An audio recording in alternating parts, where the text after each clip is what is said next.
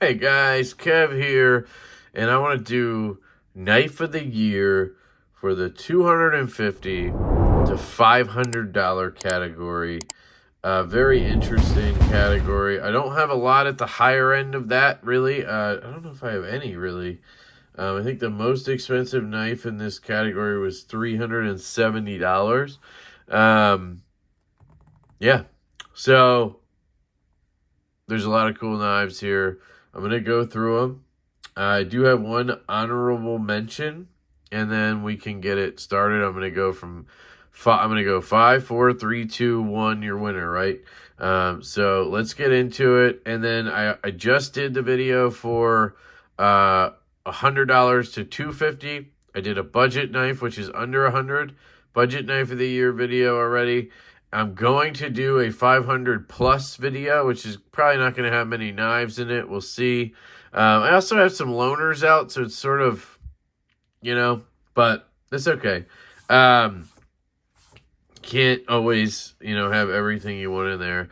And then I think I might do one video for the winners of each of those categories, and then which one I would choose as the overall knife of the year winner. I also shout out to Stasa23.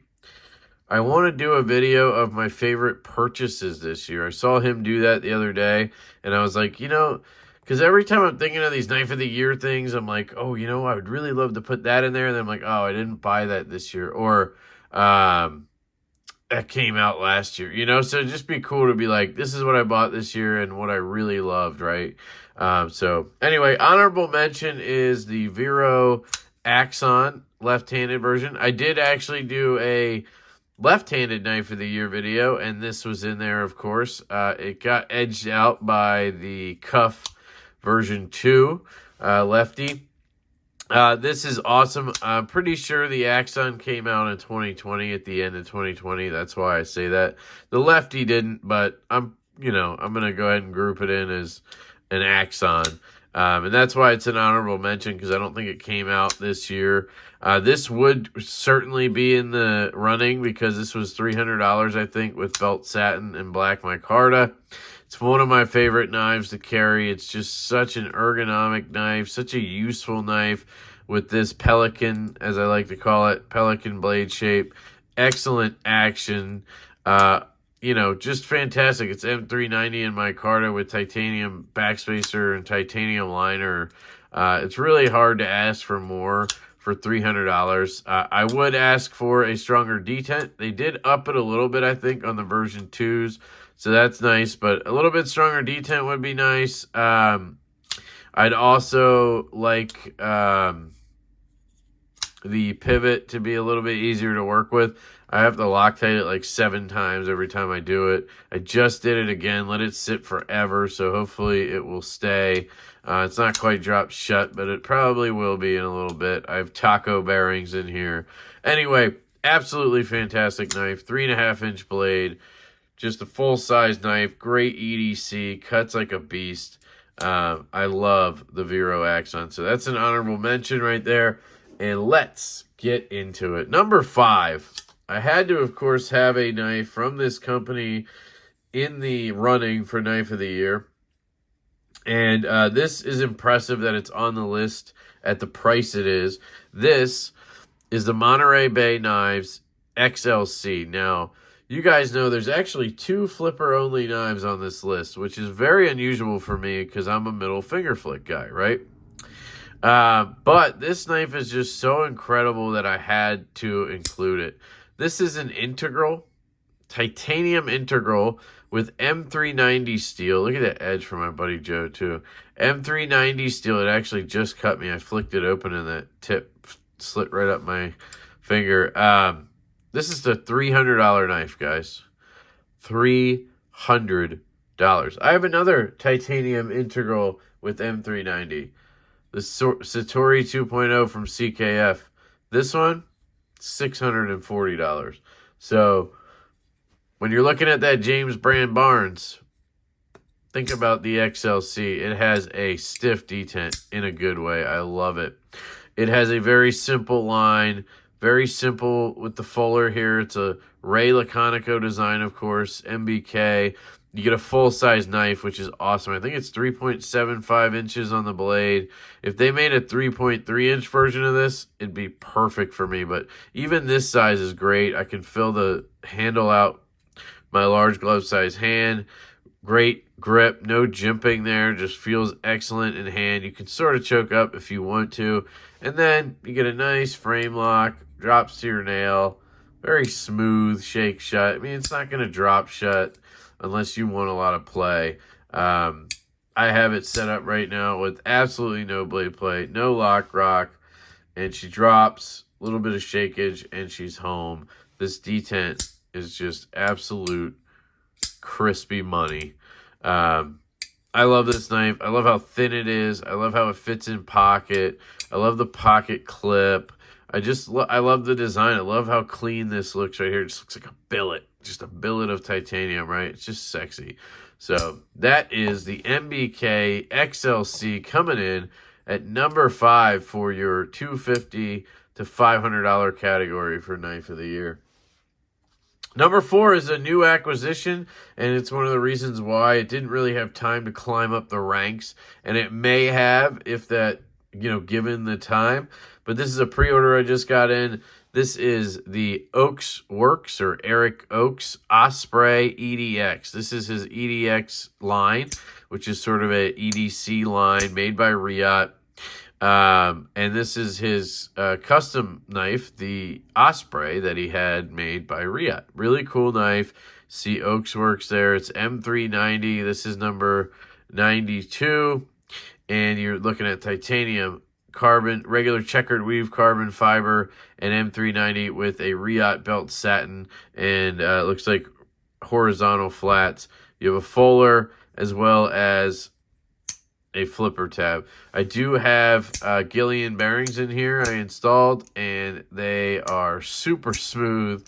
It's not quite drop shut, but that's because it's a super thin / lightweight blade. It's not, I guess it's not the thinnest, but it's very lightweight considering the how short it is.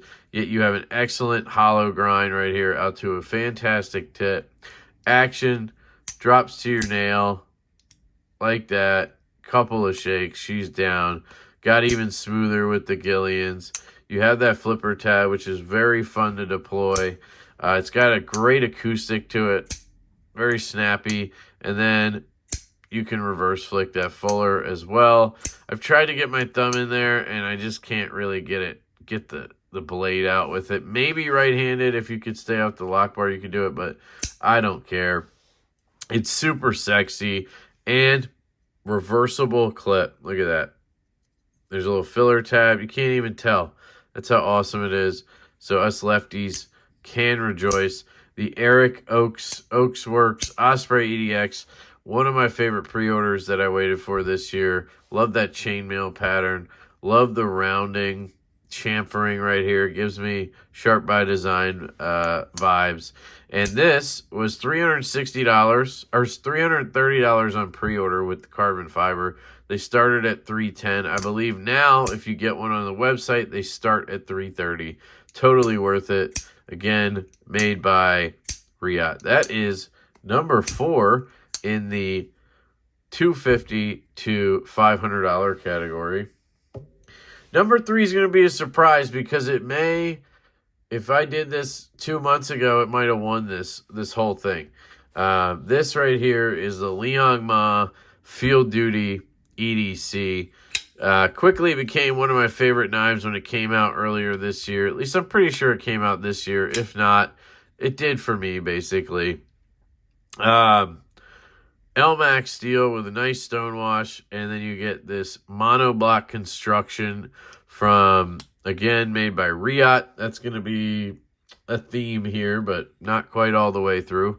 Basically what it means is it's 2/3 carbon fiber and then this titanium scale on top of that, so there's no backspacer. They milled out a chunk of carbon fiber to make this happen. This knife is $370 new. This is a lefty version, but it came in right-handed, obviously. Just excellent ergonomics. It is a shrunken down version of Liang Ma's very popular Field Duty. One of my favorite knives. You can see It's just a 3.5-inch version of it, I believe, but 3 1/4, I think, actually, on the actual cutting edge or whatever. But yeah, you can see the design language there. This came out like 4 years ago, and that's why it's not on any of these lists, but it would be. Bought that this year. Yeah, this knife is excellent. The reason it's not higher up is it doesn't like drop shut. You have to give it some shakeage. I have Gillian bearings in here, or skiffs. But it's still got one of the best detents in the game.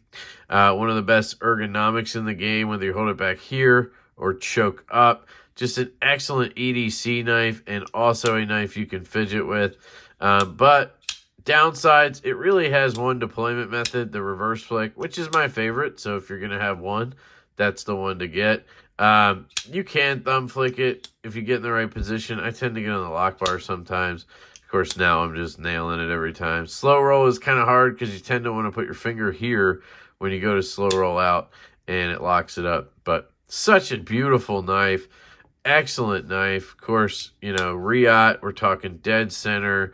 We're talking great action. Just an excellent knife. But, you know, it to me, not dropping shot. And lately, it just hasn't seen the pocket as much. This clip, as much as I love it and I've raved about it, it does have some issues, drawbacks. It doesn't fit in certain pants. If the pants are too thick, it really struggles to get in there because of that ceramic ball. And then I can't carry this. So that kind of kills it for me in some cases. So just some reasons there why it didn't climb up to number 1 in this case. But it's definitely one of the best knives of the year. The Liang Ma Field Duty EDC. Coming in at number 3. Number 2 is going to be a surprise for you guys. Because again, not usually a flipper only guy. And having one at number 2 is pretty crazy, right? Also, it's a relatively new acquisition and just something, I don't know, you might not expect for me to be number 2. And that is the Pena X-Series Apache with the kickstop mechanism. This has quickly become one of my favorite knives in the collection. It is just an amazing knife. Flipper only, yeah, but it's got that kickstop. And it just has this snap and click and just all of these acoustics attached to it, along with a very satisfying detent. And then because of the disappearing flipper, unbelievable ergonomics on this little knife, sub 3-inch knife, but you get such good ergos. You get a flat grind or saber grind, excellently done with that belt satin by Riot. But you get the Wharncliffe blade. See a pattern here. There's some warnings in this list. Nah, I guess not. This is the only warning in the list. Huh, interesting. I guess I also like drop points because these are all drop points. Sorry. The other list was a lot of warnings. Anyway, I love a sheep's foot / warnie. Probably my favorite blade shape at this point. Just so good for cutting out shipping labels, which is what I do a lot of. Cutting Amazon packages, that kind of stuff. The action on this thing is just incredible. Again, super snappy with that kickstop mechanism. It's so unique, yet it's not a novelty. That's what I love about it. It's gorgeous with this marbled shred carbon fiber. Just absolutely stunning. I love it, love it, love it. And then it even has excellent closing action. Just very nice, very smooth, droppy. Shake shut, but droppy. Very good. Yeah, I just absolutely love this knife to pieces. It's just been one of those surprise knives. I was like, you know what? That sounds cool. Kickstop on a Pena? I've always kind of struggled with the top flippers on these, so maybe I'll give it a shot. Man, am I glad I got this thing. Just, again, quickly became one of my favorite knives. So lightweight and pocketable. It's churchy, so like you can, use it when you're, going to family dinner or going to church or whatever you want. I just think it's such a sweet knife. Everybody should try one of these. I think they're still for sale, actually, because some idiots haven't realized yet how amazing it is. This is the Pena Knives X-Series Apache with the kickstop mechanism. I believe this one right here Comes in at $300 retail, but you can get them sub $300 with, I think, micarta and such. So check it out. Love this knife. Number 2, Pena Apache Kickstop Edition. Now, number 1 in the $250 to $500 range. Again, I didn't really have anything over $370 here. This is actually the cheapest knife. Yeah, this is the least expensive knife on the list, and yet it is the winner of $250 to $500, and that is none other than the EMP EDC mother flippin' nimble, guys. This thing is absolutely incredible. I got 2 of them. All right. To be fair, this one was a gift from the owner of the company, John Rusk. Absolutely a gem of a person. Thank you very much for that, John. You are the man. But this is the one I got on the pre-order, $250 for this pre-order. And then now if you buy them, they're like $279 or something, I think, if you don't get in on the pre-orders. I'm not sure what the price is exactly now, but it's somewhere from $250 to like $300. And it's worth every flippin' penny. These are made by QSP. Really nice satin on this one. It has an edge for my buddy Joe. I love the frag pattern he decided to do on this. I'm not a frag pattern guy. I wasn't a frag pattern guy, I should say. Now I am because of this knife. Look at that. Just absolutely gorgeous. This is number 14. Just a sexy freaking knife. And it's so comfortable in hand. Once I got used to this little gap right here, just love it so much. It cuts so well. Shipping labels. You can cut into packages, and it's small. It's 3.1-inch blade. The action for a 3-inch blade is stupid. Did you see that? It basically just drops shut. Left-handed, it's basically perfect. I mean, you have to be up here on the lock bar to cause issues. If you're down here like a normal person, it works fantastically. Right-handed, flicks out. You get your flipper. Excellent. And then you also have a front flipper. This knife is so good that I forget about deployment methods. And I'm like, oh yeah, I can front flip this. And then I'm like, yes! You know, like, it's just so much fun. I love this knife. I don't know which one I like better, honestly. I love a satin much better than I like a coated blade. But the reverse tuxedo is just absolutely sexy. And both of these knives are gorgeous. Knife of the flippin' year, guys, for the $250 to $500 range, and possibly knife of the year all around. The EMP EDC Nimble. Absolutely love it. I just got the Thick Boy pre-order in. Otherwise, that might have made the list, honestly. But I haven't had that long enough to really gauge it, so I couldn't put it on the list. Maybe next year. It kind of sucks when a knife comes out like that because it kind of falls into a black hole where it doesn't get recognition for any year. But your winner, the EMP EDC Nimble. Number 2, the Pena X Series Apache with the kickstop. Number 3, Liang Ma Field Duty EDC. Number 4, Oaks Works Osprey EDX. Another one I just didn't have long enough. And number 5, Monterey Bay Knives, XLC. Shout out to Sanford Owen. Guys, that's one thing about this lineup right here. Part of me, look how they get bigger as they go. I didn't even notice that, except for that one.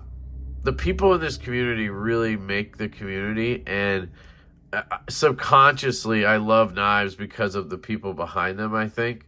Not that they're not good already, right? It just makes me love them more. John Rusk from EMP EDC is one of my favorite people in this hobby. And that's kind of funny because if you go back and watch like this unboxing, we didn't have a rough start, but we had like, you know, I don't know, it was just a miscommunication or whatever. But like, now he's one of my favorite people, and I would call him a friend. Pena, I don't know, but I know is a great person, and I've always loved his work. Liang Ma, one of my favorite people in the industry, and I would call him a friend as well. Liang, you are the man.